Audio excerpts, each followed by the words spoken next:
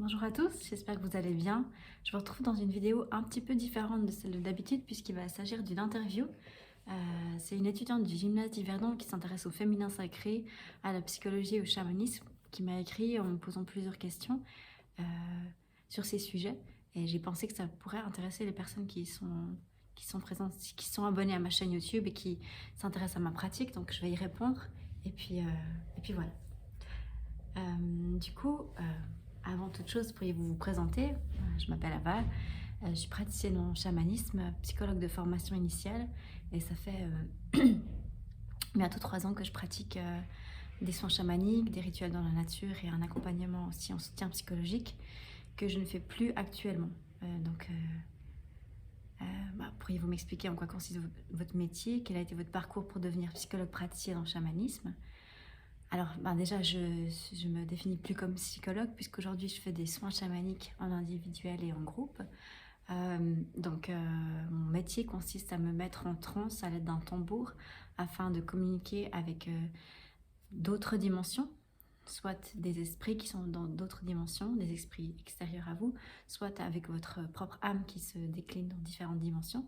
Et puis, en me mettant en transe, j'obtiens des informations, j'obtiens une guidance pour aussi venir faire une sorte d'intermédiaire pour libérer certaines mémoires, libérer certains traumas, libérer certaines émotions qui vont participer à votre guérison spirituelle, mais guérison holistique, on va dire, puisque pour moi, la guérison, elle passe par cette approche spirituelle, pas que, en grande partie.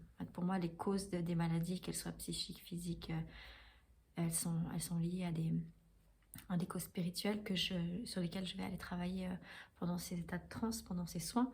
Euh, et, et du coup, en fait, avant de pratiquer seulement ces soins chamaniques, je proposais une voie de transformation que j'avais appelée la transformation psycho-chamanique, où là, j'accompagnais sur 4 séances des personnes pour travailler sur une problématique, ce que je fais aujourd'hui en une séance ou en un ensemble de séances ponctuelles, euh, avec moins l'aspect du soutien psychologique ou du coaching qui avait en amont et après le soin chamanique et le rituel dans la nature. Aujourd'hui, j'ai décidé de travailler de manière un peu plus efficace, entre guillemets, en laissant la responsabilité à chacun de venir avec déjà une intention claire, une intention de guérison, ce que je faisais parfois dans la première séance, et aussi rendre la responsabilité à chacun de mettre en place les choses dans sa vie concrètement pour créer un changement. Donc moi, je travaille au niveau énergétique, au niveau des corps subtils, et puis ensuite à la personne de vraiment faire ce travail d'auto-guérison. Donc, euh, donc voilà, mon parcours, ça a été des études en psychologie pendant 6 ans à l'université de Lausanne, avec un master en psychopathologie, pour lequel j'ai reçu un prix d'excellence. Je le dis en passage, puisqu'il y aura des questions après qui vont venir titiller un petit peu ça. Euh, et puis ensuite, il y a eu voilà, un décès de ma sœur par suicide qui a fait que j'ai développé des perceptions extrasensorielles, où j'ai pu avoir des contacts avec elle, où j'ai fait des sorties astrales, où j'ai commencé à avoir des défunts, où j'ai commencé à explorer ces autres dimensions. Il s'en est suivi voilà, une formation à la Fondation pour les études chamaniques, euh, d'ailleurs avec un psychiatre Omar Osman, qui travaille en Valais. Sur 2 ans, j'ai fait cette formation. Donc, j'ai appris des techniques de soins chamaniques telles que le recouvrement d'âme et les extractions chamaniques. Elle travaille avec les esprits de la nature. Donc, j'ai acquis de nouveaux outils. Et ensuite, j'ai proposé justement cette transformation psycho-chamanique. Et aujourd'hui, je me définis uniquement comme praticienne en chamanisme. Voilà un petit peu le parcours. Hmm. Concernant le féminin sacré maintenant, pourriez-vous me définir ce qu'est le féminin sacré selon vous? euh, C'est une question difficile à répondre de cette manière-là. Je vais lire peut-être les différentes questions, puis ensuite je répondrai de manière un peu globale. Depuis combien de temps l'avez-vous adopté? Quels sont les principes de base du féminin sacré? Est-ce qu'il implique forcément un changement de vie? D'après vous, pourquoi cette spiritualité a-t-elle gagné en popularité si rapidement ces dernières années? Répond-elle à un besoin? Un des buts ultimes du féminin sacré est de revenir à une société matriarcale. Pourquoi employer le terme revenir? Vraiment matriarcale ou plutôt égalitaire? Ok. Donc pour moi, le féminin sacré, c'est l'énergie du féminin sacré, c'est une énergie en fait qui est présente en chacun de nous. Hommes et femmes avons des énergies féminine et masculine qu'on peut vivre de manière sacrée ou non. Donc je parle des fois du masculin sauvage. En fait, ce sont des archétypes. Si vous voulez, l'archétype du féminin sacré, c'est l'archétype de la femme. Donc un archétype, c'est une image primordiale qui vient avoir un impact non seulement dans l'imaginaire, mais aussi au niveau énergétique. Jung parle de presque d'entités énergétiques, ces archétypes avec lesquels on peut travailler, comme des esprits, on pourrait dire. Le féminin sacré, l'archétype du féminin sacré, c'est cette vibration qui est incarnée notamment par Marie-Madeleine, d'autres Isis, enfin d'autres figures qui, si vous voulez, incarnent ou ont incarné une vibration féminine de douceur, mais de puissance à la fois, de connexion avec la terre. Cette énergie, elle est très maternelle, elle est très enveloppante, chaleureuse, vraiment douce. Enfin, c'est comme ça que je le vis en tout cas. Ne prenez rien de ce que je dis pour la vérité, c'est mon vécu et c'est ma compréhension des choses. Allez toujours vérifier par vous-même. Donc pour moi,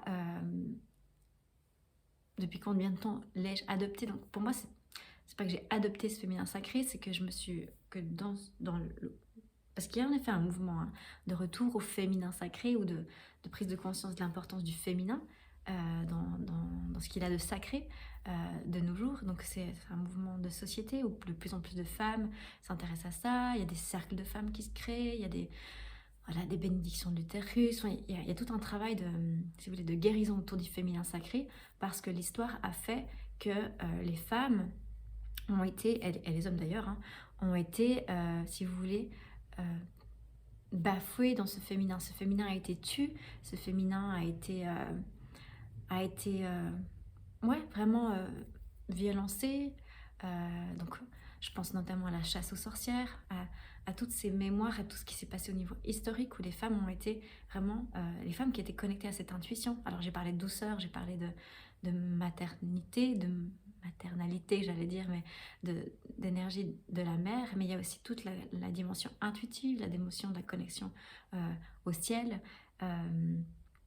Et il y a vraiment ce trauma, si vous voulez, au niveau collectif, d'un certain nombre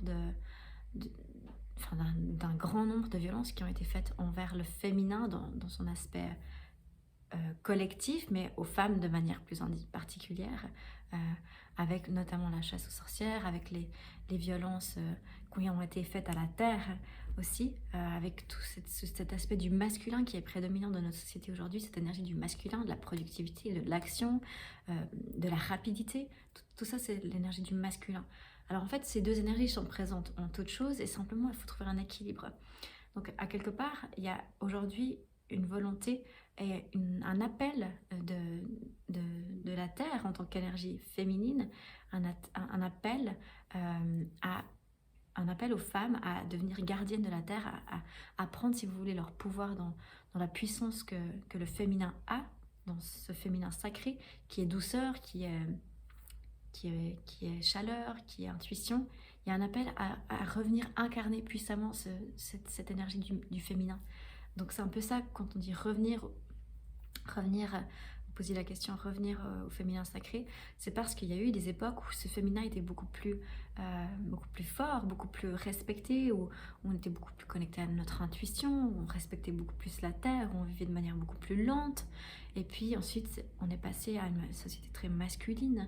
Et d'ailleurs, c'est pas que les hommes ont fait ça, c'est que si vous voulez, les traumas et les mouvements énergétiques, ils se font à un niveau individuel, en chacun de nous, et aussi à un niveau global, au niveau de la Terre, parce que le microcosme et le macrocosme sont totalement reliés, et du coup, les évolutions collectives sociétales, elles sont en lien avec les évolutions personnelles et individuelles. Et pour moi, elle répond à un besoin. Donc cette spiritualité, je ne sais pas si c'est une spiritualité, c'est un mouvement en lien avec la spiritualité qui émerge en effet.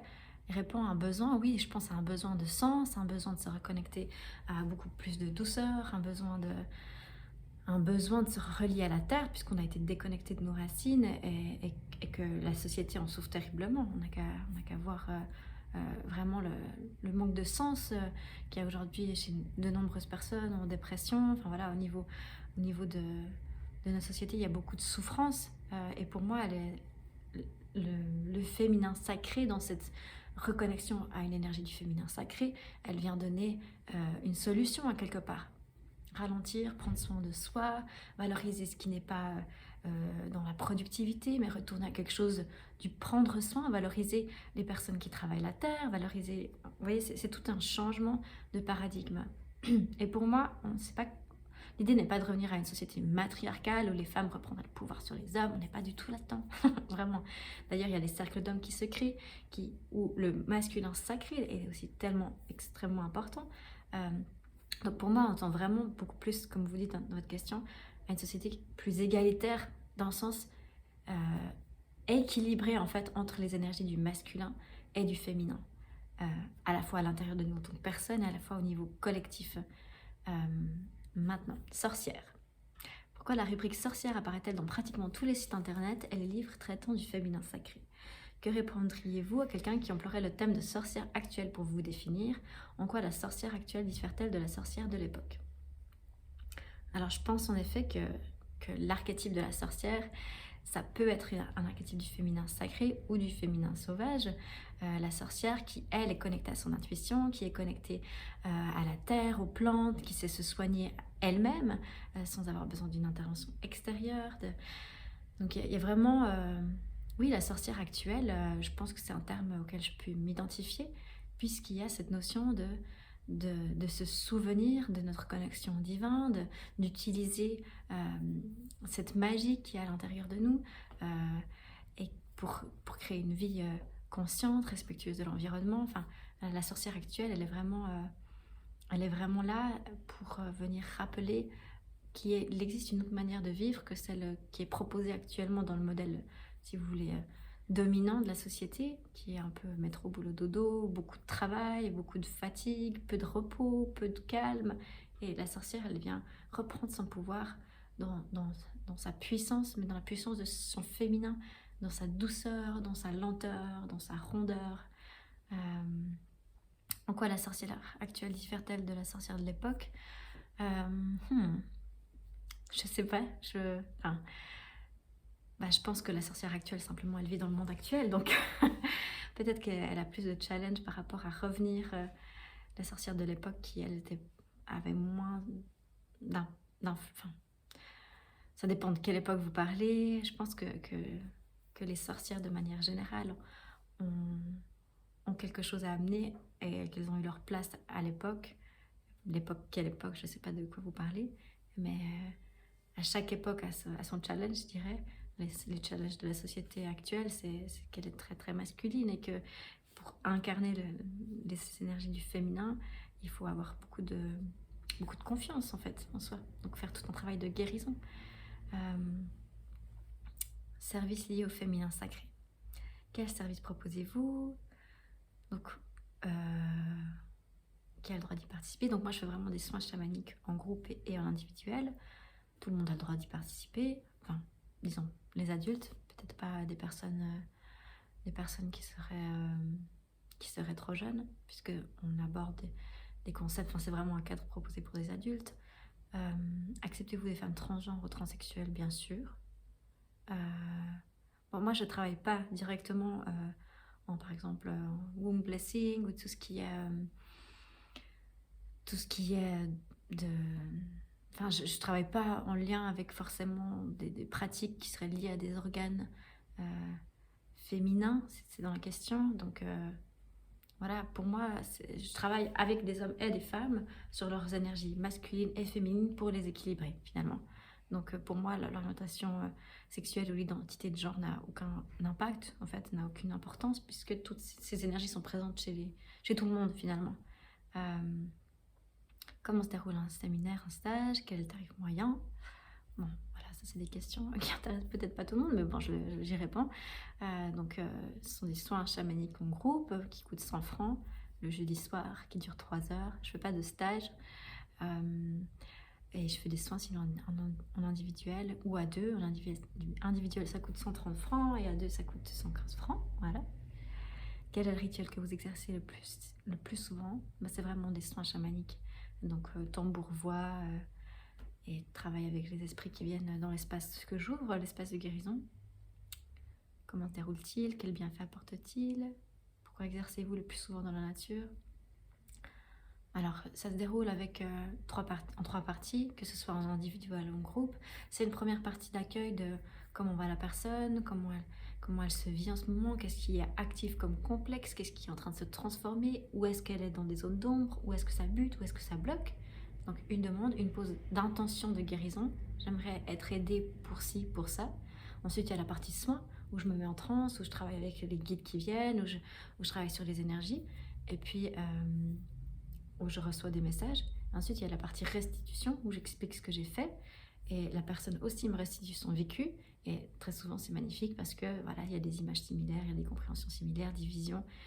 C'est en même temps un soin et en même temps une initiation, puisque la personne découvre qu'elle reçoit aussi des informations d'autres dimensions, dans le subtil, que ce soit par les sens, que ce soit par les visions, que ce soit en entendant des choses. Donc voilà. Quel bienfait apporte-t-il? Ça apporte des, une meilleure compréhension de ce qu'on vit, beaucoup plus de clarté, un soulagement au niveau émotionnel, un soulagement au niveau énergétique, d'une énergie qui s'élève. En fait, c'est une élévation de conscience petit à petit. Les personnes qui reviennent, voilà, elles font un travail d'élévation de conscience qui va avec leur vie finalement, puisque la vie est est une place de jeu pour évoluer finalement. Donc chaque situation est là pour nous faire grandir et des fois on a besoin d'une aide, d'une personne qui a l'habitude de ce processus de transformation. Et puis du coup, les bienfaits que ça apporte, c'est que ça permet de libérer des karmas du passé, de libérer des énergies lourdes qui nous empêchent d'avancer, des freins, et puis continuer pour aller toujours vers notre âme, de plus en plus incarner notre lumière dans notre corps. Donc voilà. Pourquoi exercez-vous le plus souvent dans la nature? Alors, en fait, j'adore aller dans la nature. Les soins dans la nature sont magnifiques parce qu'il y a tout l'aspect les esprits de la nature en fait qui nous ramènent vraiment vers notre essence. Alors, je travaille aussi en intérieur, ici d'ailleurs, et c'est aussi très beau, vraiment, puisque des fois il fait froid comme ça, mais dès que j'ai l'occasion, d'ailleurs cet après-midi je vais dans la nature, et ben je préfère le faire dans la nature parce que je sens que les gens sont apaisés aussi rien que par le fait d'aller dans la nature. C'est vraiment un outil et une ressource merveilleuse. Voilà pourquoi. Alors, ensuite, remonte le rituel de la bénédiction de l'utérus est le plus populaire. En quoi consiste-t-il? Alors, ce n'est pas quelque chose que je pratique et ce n'est pas quelque chose que j'ai déjà fait. À part... Ouais, non, j'ai eu une expérience, mais non, je ne vais pas parler parce que elle est vraiment très personnelle et puis c'était pas vraiment une bénédiction de l'utérus. Mais pour moi, ce que je comprends avec ça, c'est de la guérison au niveau du chakra sacré, donc au niveau de l'utérus chez les femmes, qui est très blessé chez beaucoup de personnes, beaucoup de femmes, en lien avec leur pouvoir qui leur a été pris. Donc ça, c'est des karmas collectifs et individuels.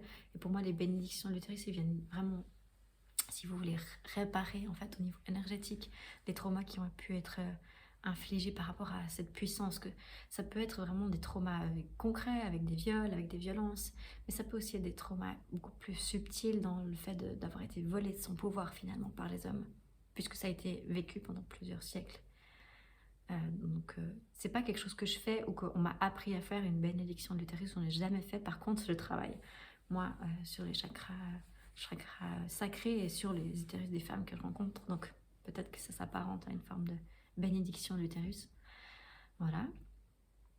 Est-ce que les rituels et les stages sont planifiés en fonction des phases lunaires? Alors pas les miens, mais je sais que pour beaucoup de femmes, il y a vraiment une envie de faire des cercles de femmes, par exemple, à la nouvelle lune, puisque c'est des énergies propices à planter de nouvelles intentions, par exemple. Donc voilà. Mais ce ne sont pas des choses que je pratique et que je connais en détail, donc peut-être vaut mieux poser la question à quelqu'un d'autre. L'œuf de Yoni est beaucoup utilisé dans le milieu du féminin sacré. Quels sont ses bienfaits? Alors, encore une fois, j'ai jamais utilisé d'œuf de Yoni. Je sais que c'est un œuf, donc une pierre taillée en forme d'œuf qui a certaines propriétés, les propriétés de la pierre que vous choisissez, qui va être inséré dans le vagin et qui peut justement purifier les mémoires en lien avec des traumas au niveau de la zone, si vous voulez, du chakra sacré dont je parlais auparavant. Donc pour moi, c'est un nettoyage énergétique grâce à la puissance des pierres, simplement. Mais ce n'est pas quelque chose que je connais, que j'ai pratiqué et sur lequel j'ai lu. C'est ce que je comprends intuitivement de cette pratique. Voilà. Ensuite, on va parler des rapports, des dérives sectaires. Donc il y a un texte que je vais lire maintenant et auquel je vais réagir puisque c'est ce qu'on me demande. Que répondriez-vous à ce texte? Donc je vais vous lire le texte. À l'opposé du culte viriliste, parmi les nombreux stages autour du féminin sacré, comme les bénédictions de l'utérus, womb blessing, ou d'accompagnement à la maternité, comme le mouvement des doulas, donc ces nombreux stages ont aussi donné lieu à plusieurs questionnements ainsi qu'à des témoignages d'une certaine emprise psychologique exercée sur des femmes fragilisées. Dans les ateliers de féminin sacré, fortement marqués par l'idéologie New Age, il s'agit souvent d'une méditation visant à faire émerger le divin en la femme, accompagnée de soins et canalisations énergétiques guérisseuses qui partent de l'arbre utérus. Nombre de magazines féminins vendent ce type de pratique et des sites internet font la promotion de formations sur le thème de l'énergie féminine spécifique en lien avec la Terre-Mère Gaïa. Les échanges qui se déroulent lors de ces stages ou ateliers abordent souvent des sujets douloureux pour certaines personnes pour lesquelles un suivi psychologique réel serait plus utile. Les praticiennes en féminin sacré ne sont souvent pas formées pour accompagner des victimes d'expériences traumatisantes et dans un état de grande vulnérabilité qui nécessiterait une prise en charge adaptée. Alors c'est très intéressant ce texte, puisqu'il y a vraiment la question de la dérive sectaire et la question à quelque part on sous-tend dans ce texte que voilà, certaines praticiennes en féminin sacré ne sont pas assez formées pour gérer les traumas de femmes qui viennent dans les espaces proposés dans ce qu'on appelle le féminin sacré. Donc peut-être, j'imagine qu'ils parlent de cercle de femmes ou ils disent voilà des stages ou des ateliers. Donc je fais pas vraiment ça, mais je peux donner un avis sur cette question-là. Moi, je suis psychologue et praticienne en chamanisme, donc je connais l'aspect de la guérison en lien avec le chamanisme et aussi tout ce qui est psychothérapie et ce qui est psychiatrie, puisque j'ai aussi travaillé en psychiatrie. Moi, je pense vraiment que ces espaces autour du féminin sacré, ce sont des espaces de grande préciosité, vraiment, qui en fait sont peut-être complémentaires à un soutien psychologique. J'imagine des personnes réellement qui ont vécu des traumas et au niveau d'abus, des choses comme ça, peuvent bien sûr être suivies par un psychothérapeute mais pour moi moi je crois vraiment à la guérison spirituelle et vraiment j'ai le sentiment que ce cadre du féminin sacré, il permet d'aller guérir en profondeur des traumas qui finalement en psychothérapie ou parfois en psychiatrie ne sont pas guéris en fait réellement. Là il y a vraiment si vous voulez, là-dedans il y aurait énormément de choses à dire sur tout ce qui vient d'être lu. Pour moi il y a vraiment une grande préciosité, comme j'ai dit, de tout ce qui est offert en dehors de la psychiatrie ou de la psychothérapie, qui vraiment, et je le dis de manière très sincère, pour moi n'est pas toujours guérissante. Pour moi vraiment tout ce qui est médication, c'est plutôt à éviter. Moi j'ai vraiment appris à aller plonger dans mes ombres, plonger dans mes douleurs, dans mes blessures d'âme, plonger dans mes... Voilà. Et c'est pas vraiment quelque chose qu'on nous apprend en psychiatrie. Je trouve que c'est un sujet délicat que vous me demandez d'aborder là. Je pense qu'il faut rester dans une forme d'équilibre en restant consciente que pas toutes les praticiennes doula et femmes qui animent des cercles de femmes ont la capacité de contenir euh, parfois le partage ou le revécu d'un traumatisme. Et en même temps, moi j'ai vécu des cérémonies chamaniques en lien avec cette énergie du féminin sacré où j'ai ressenti la présence de Marie-Madeleine, la présence de Marie, et ces présences-là ont été extrêmement guérissantes, guérisseuses par rapport à des traumas que j'avais personnellement, euh, et je pense ont été plus efficaces que tout suivi qui aurait été pu faire en psychiatrie ou en psychothérapie. Donc voilà, je ne veux pas dire que j'ai un avis très tranché, enfin j'ai un avis quand même sur cette question. J'ai envie de dire à chacun vraiment de sentir ce qui est juste pour lui ou elle.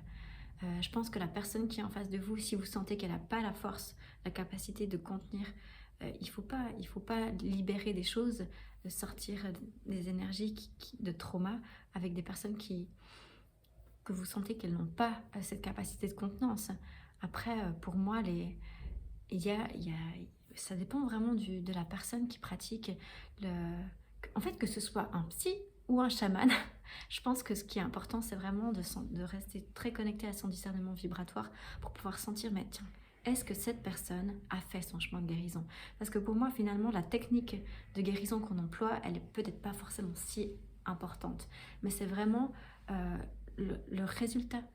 Finalement, si une personne s'investit dans sa psychothérapie, va plonger dans ses ombres et vraiment transformer ses traumas qui se logent dans le corps, dans les différents corps énergétiques, même dans le corps physique, je pense que la guérison peut avoir lieu en faisant, par exemple, une psychothérapie. Mais pour d'autres personnes, la voie, ça sera des cérémonies chamaniques dans la forêt, des stages de chant, d'autres choses qui sont vraiment tout à fait pas liées à la psychologie. Et on postule dans ce texte que la psychologie est plus sécure à quelque part que d'autres approches de guérison. Je n'en suis pas sûre du tout, réellement. Moi, j'ai vu en psychiatrie des personnes qui... Enfin, pour moi, il y a vraiment quand même un réel problème de société en lien avec la prise en charge psychiatrique, avec la médication, avec, pour moi, qui n'est pas du tout guérisseuse, mais qui est plutôt pansement sur la blessure pour ne pas aller la voir. Donc pour moi, voilà. J'espère que ça répond à la question. Qu'est-ce que je pense? C'est que je pense que ces ateliers de féminin sacré sont très précieux, sont très guérisseurs, mais qu'il faut faire attention de vraiment bien discerner la personne avec laquelle vous travaillez, et que par exemple les doulas peuvent être d'une sagesse et d'une puissance et d'une douleur, mais là on parle de personnes qui accompagnent à la naissance. En fait, c'est encore peut-être très différent de ce que moi je fais en tant que praticienne en chamanisme qui travaille sur les traumas, des blessures d'âme. Donc voilà, je pense que c'est des questions complexes, mais je pense vraiment que ce mouvement du féminin sacré, il est vital, que la guérison par la spiritualité, à quelque part, elle est réellement efficace et qu'elle est fondamentale en fait. Et que un suivi psychologique ou psychothérapeutique ou psychiatrique n'est pas forcément plus adapté que ce genre de prise en charge. Moi, ce que j'aime dans le modèle plus du féminin sacré, c'est que vraiment, j'ai l'impression qu'on rend beaucoup plus le pouvoir à la personne de sa propre guérison, et je pense que ça, c'est fondamental. Voilà. Mais encore une fois, tout dépend du thérapeute. Je suis sûre qu'il y a des psychiatres et des psychothérapeutes excellents, comme il a des chamans qui sont mauvais. Il a aussi des chamans extrêmement puissants et des psychiatres médiocres. Voilà, il n'y a pas vraiment de...